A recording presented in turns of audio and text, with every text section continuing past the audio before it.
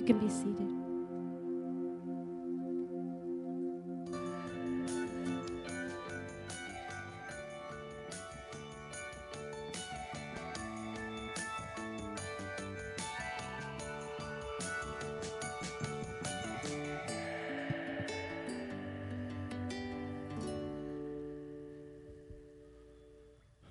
Well, this past week, we got to spend some time with our family. We all rented a beach cabin in Surfside, and at one point everybody was there, a whole family. We hadn't done that in a while, and so we had a great time. But not only was it my family and all the grandkids, but my sister and her husband and son came for part of the week as well. And those of you who've known me for a while and know anything about my sister, she married a professional soccer player from Colombia. And he was very well known down in Colombia. He was very popular. And in fact, I was on a cruise one time, and I saw someone's tag that was working in the food line, and it said their name, and they were from Colombia. And I said, "Hey, you ever heard of Jorge Cruz?" "Oh, yeah, we've heard of Jorge Cruz." I mean, everybody's heard of Jorge Cruz. Well, he's very, very popular and very good athlete when it came to soccer. Holds a lot of records down there still. But we got to sit and visit, and it just reminded me of a time back in 1986, I believe it was. I was serving in a church in Atlanta, and on a Sunday morning, someone came to me and said, "You have a phone call that you probably need to take." And so I went to the church office, because we didn't have cell phones back then. We had things called landlines. You know what those are, kids? Landlines. And so I picked up the phone, and there was a good pastor friend of mine and a college roommate who was actually at the end of a revival that he was preaching. And he said, "Hey, Bobby, I got somebody on here that wants to talk to you." So he gave the phone to this guy, and it was Jorge. It was my brother-in-law. And in his broken English, he was still learning the language. In his broken English, he said, "Bobby, I received Christ today, and God has saved me today." And when God saved Jorge Cruz, man, he saved him from head to toe. And I say that as a soccer player, it was all over him. And he was able to share his testimony, and never afraid to, with the soccer world. Every time he was interviewed, they would ask him about his relationship with Christ. In fact, he showed me a newspaper clipping that a friend had sent him that showed Jorge back in his day. He had a soccer ball in one hand and a Bible in the other. And he was known as the preacher. The preacher. And I say all that to say this, that when God saved Jorge, he began to really make a difference in his world. And we were reminiscing about all that, and it brought me back to this series called The Good Life that we've been talking about. And from the very beginning, we've said this is all about making a difference, about being salt and light, and about having conduct and character that influences whatever little world you live in such a way that it makes a difference. It changes people. And that's what the Sermon on the Mount was all about. And Jesus said, "This is what I want you to do, and here's what we got to do. We got to talk about some things about your character and your conduct. We got to talk about murder. We got to talk about killing someone in your heart before you actually do the deed, that it's the same thing. We got to talk about sexual immorality. We got to talk about divorce." And those were, some of those applied to some people, some didn't, but today's subject applies to all of us, including myself. We can't get away from this one, because Jesus is going to talk about our conduct and character in such a way as what we do with what we say. I want to see if any of you recognize this Grammy Award-winning duet. Anybody know who that is? Just tell me if you do.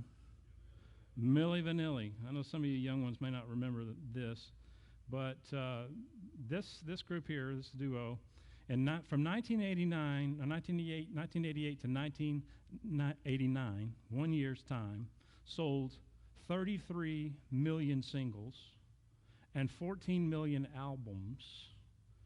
And in January of 1990, they won a Grammy for the song, "Girl, It Must Be True." The only problem was it wasn't true, because in November of that same year, they took the Grammy away from Milli Vanilli because they had lip-synced the entire album. Now, their president of Capitol Records then made a statement. I'm going to put his statement up here and let you see it.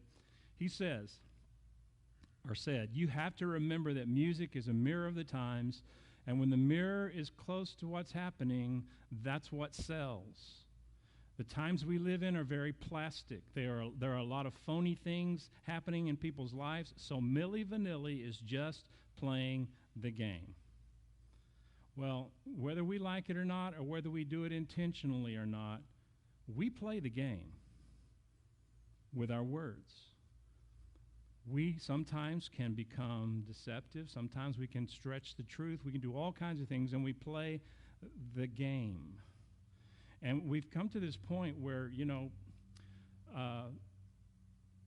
we don't even think twice about it anymore. It just comes out, and we just walk away from it. And that's kind of what we're going to talk about today. Jesus deals with playing this game. The Institute of Behavior Motivation put out a stat, said this, that 97 out of every 100 people tell lies, and on an average tell about 1,000 lies a year. Now, if that's true, most of you in this room were liars, right? And we tell 1,000 lies a year. And it's just come to this point to where it comes out, it's second nature. And it kind of affects how we relate to ourselves and how we relate to others. And it's become a joke in some senses because, we've become convinced that politicians and lying go together, right? I heard about a bus that was full of politicians that had swerved off the road and hit a tree, and a farmer who lived nearby heard the noise, came and investigated, saw the bus, saw the politicians. He dug a big hole with his tractor, and he buried all of them. Well, a couple of days later, the sheriff saw the bus, came by and talked to the farmer. He said, "Sir, what happened to all the politicians that were on that bus?" He said, "I buried them." He said, "Well, were they all dead?" He said, "Well, some said they weren't, but you know how politicians lie, Now, that's a funny story, but my gosh, it's so funny, it's true. And so what we're going to be talking about today, if you have a Bible, we're going to be in Matthew chapter 5 again. In fact, keep a marker there because we never leave it this whole series. Matthew chapter 5, we're going to talk about a few verses. And I want to show you, there's a book that I found called The Second American Revolution. It's a fascinating book by James Patterson and Peter Kim. And what they did was they interviewed 1,000 Americans, and they asked them what trait they wanted best in their president. And so they put out 74 leadership traits to choose from. And 79% of them, almost 80% of them, chose the character trait of honesty that they wanted in their president. So our people are wanting it. We want to especially see it in our leadership. We're just not seeing it. Have you ever heard the expression, born liar? He's a born liar. Well, the truth is we're all born liars. Look at this verse, Psalm 58:3. Even from birth, the wicked go astray from the womb. They are wayward, spreading lies. Now, if you're a parent, you already know that you don't have to teach your children to lie, do you? No, you have to teach them to tell the truth because the lying just comes naturally. So here's what we're going to learn from Jesus today about the good life. And that's that the good life is about making sure that our words are honest and full of integrity.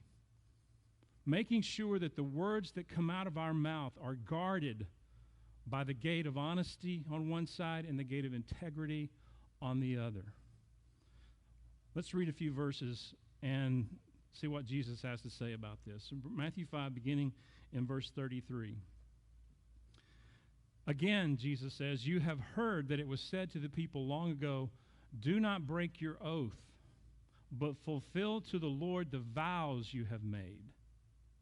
But I tell you, do not swear an oath at all, either by heaven, for it is God's throne, or by the earth, for it is his footstool, or by Jerusalem, for it is the city of the great king.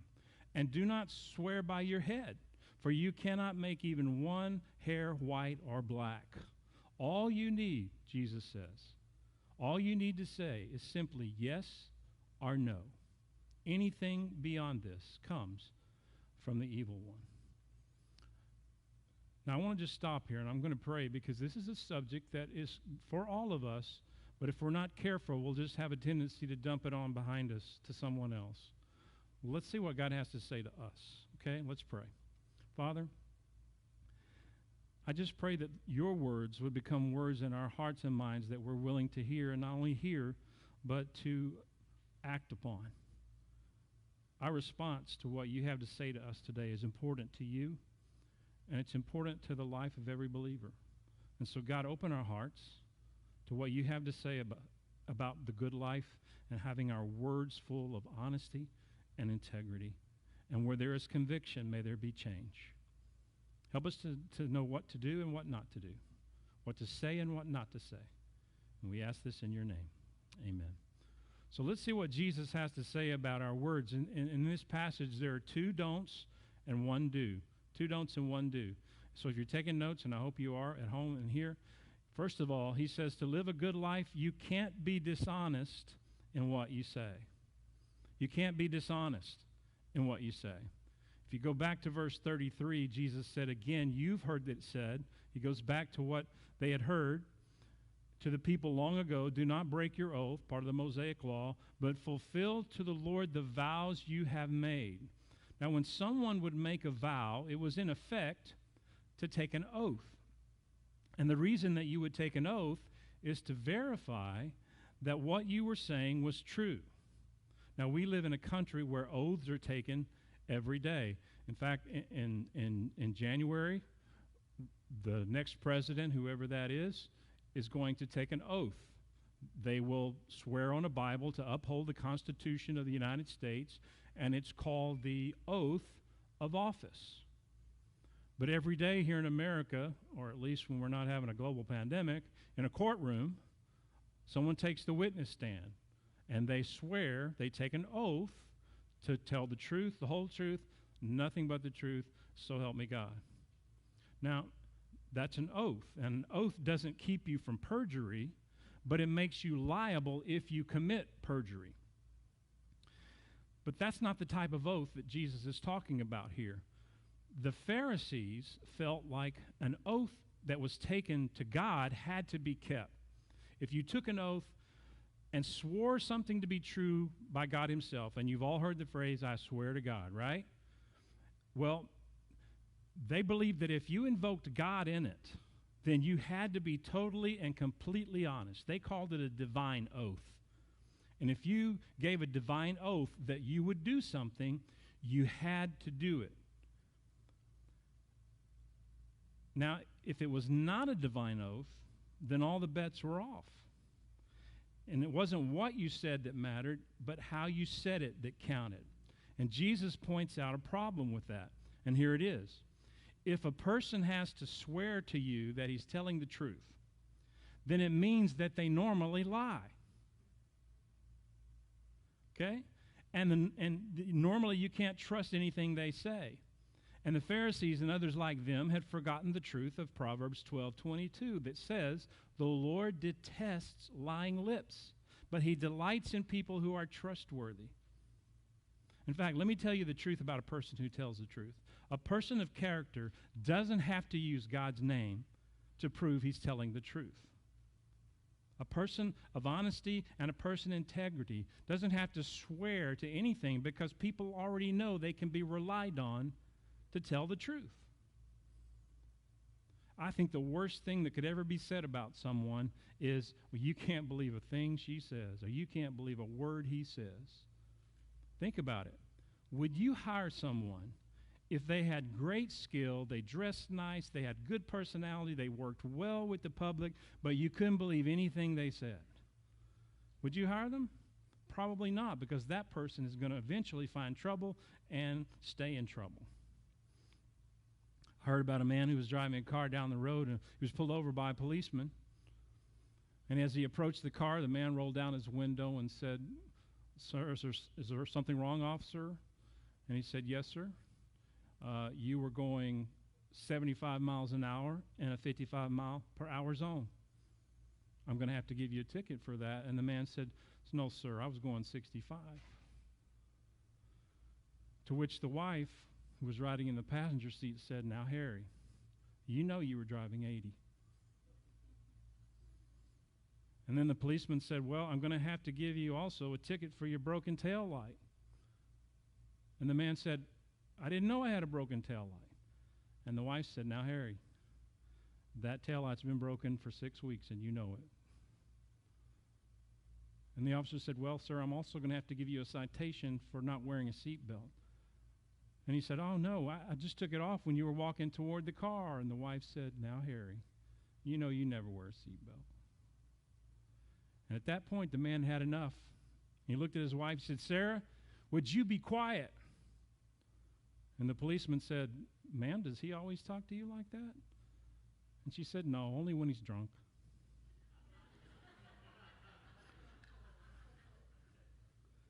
You see, you should take every great care to either speak the truth or not speak at all. Now, I don't want to be understood about this matter of honesty. You should always be totally honest in what you say. But you don't always have to say what is totally honest. Sometimes it's better not to say it. And you're sure you've heard the term brutally honest. And when someone says, "Can I be brutally honest?" I'm usually saying, "Well, I think you're probably going to be brutal." You know? Because there's some people who pride themselves in being brutally honest.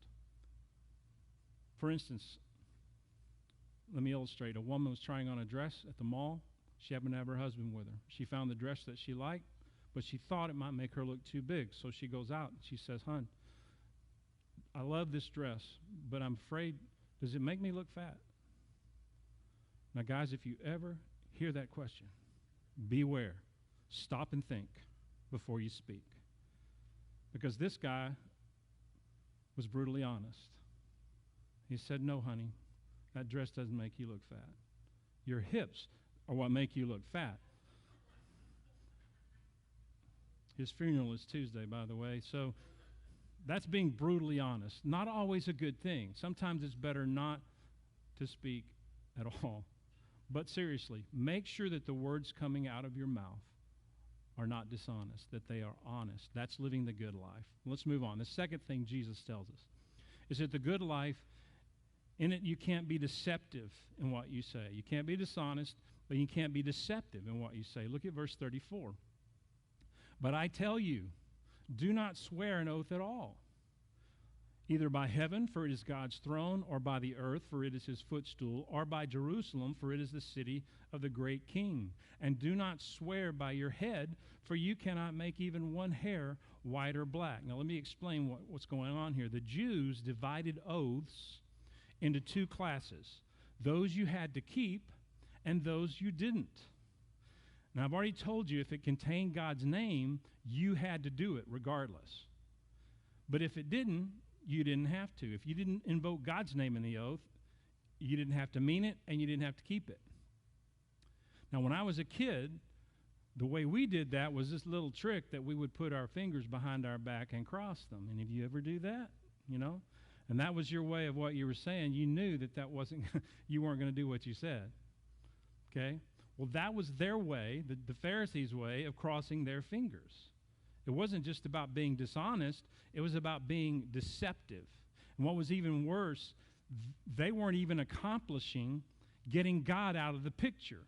You say, if God's name is in it, you got to keep it. But if it's not, then you don't. Well, you see what Jesus said? Jesus said if you swear by heaven's throne, it's God's throne. If you swear by earth, it's his footstool. And if you swear by Jerusalem, it's the city of the king. And if you swear by your head, he put all the hairs on your head. You can't take God out of truth. So this really hits home with us today because we're living in a very deceptive society. Our mainstream media is a great example of this. Here we are in the middle of this thing, and we can't believe what anybody tells us because it changes, doesn't it? You hear one thing one day, one thing another day, and then they put their spin on it, and it's just so not only dishonest but deceptive. And then there's this prevalent sin that we don't like to talk about that is called a white lie. Now, you know what a white lie is? Let me give you a definition.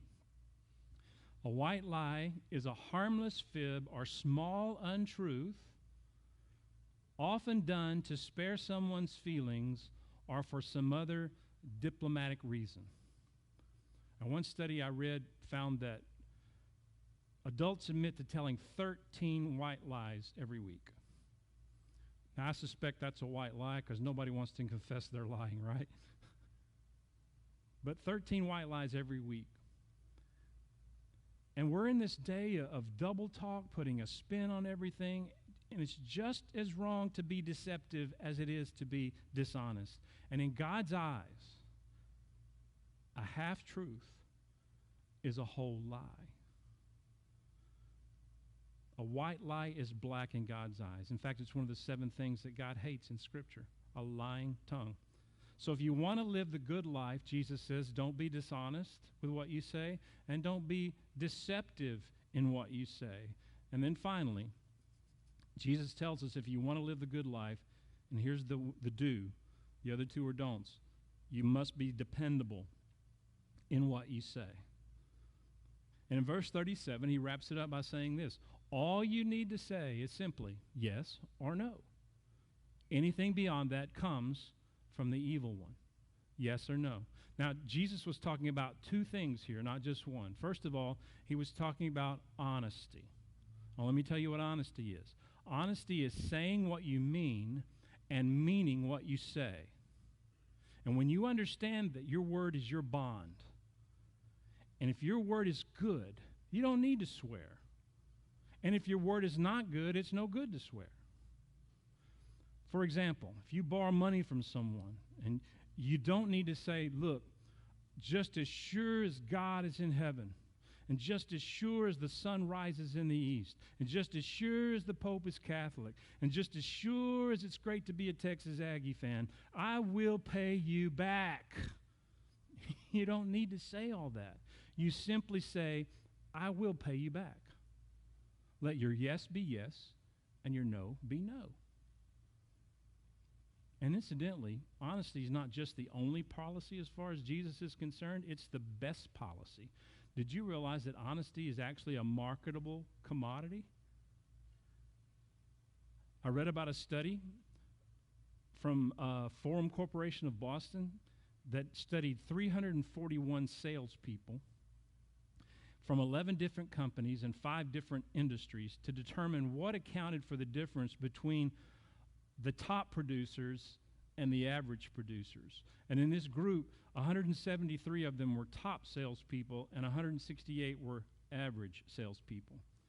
And when the study was finished, it was clear that the difference between the 2 groups could not be attributed to skill or knowledge or ability. The Forum Corporation found that the difference was honesty. That people, when they encountered a salesman, they would buy something if they could trust that person, if they were honest. And that's why they were top producers, and people bought from them. So honesty pays. It pays big. Incidentally, you know the 2 fastest animals in Africa are the gazelle and the cheetah. And you know why in a race that the gazelle always wins? Because cheetahs never win. And that's my dad joke for the day. But Jesus is talking about more than honesty here. He's talking about integrity. Now, what's the difference? Well, integrity is saying what you will do and then doing what you say. When people can say about you, what you see is what you get, you can take it to the bank. That's a person who's honest and has integrity. They can be depended on. You know, the word for integrity comes from a Latin word that means whole or complete. And I love what Stephen Covey said about integrity. I want you to look at what he said. I'll put it up here. He said, integrity includes but goes beyond honesty. Honesty is telling the truth. In other words, conforming our words to reality. Integrity is conforming reality to our words. In other words, keeping promises and fulfilling expectations. That's what honesty and integrity are.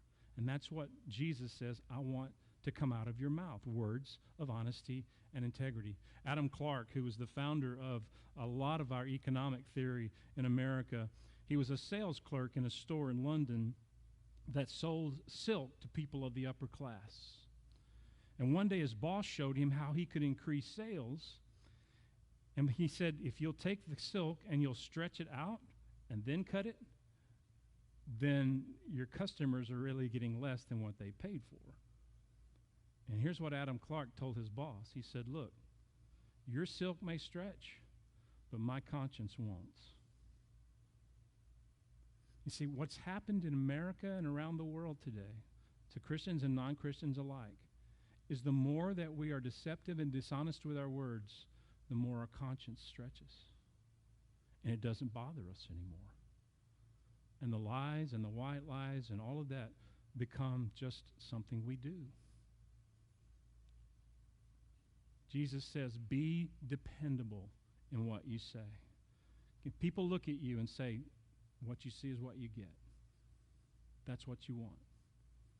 So the good life, Jesus says, is about making sure our words are honest and full of integrity.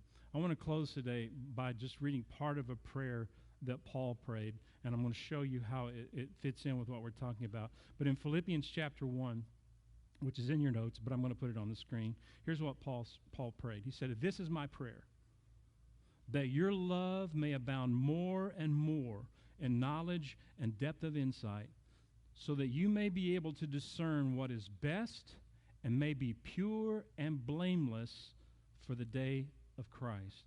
Now, what I want you to do is find that word pure and circle it, because it's a very important word. The Greek word he used for pure is the word katharos.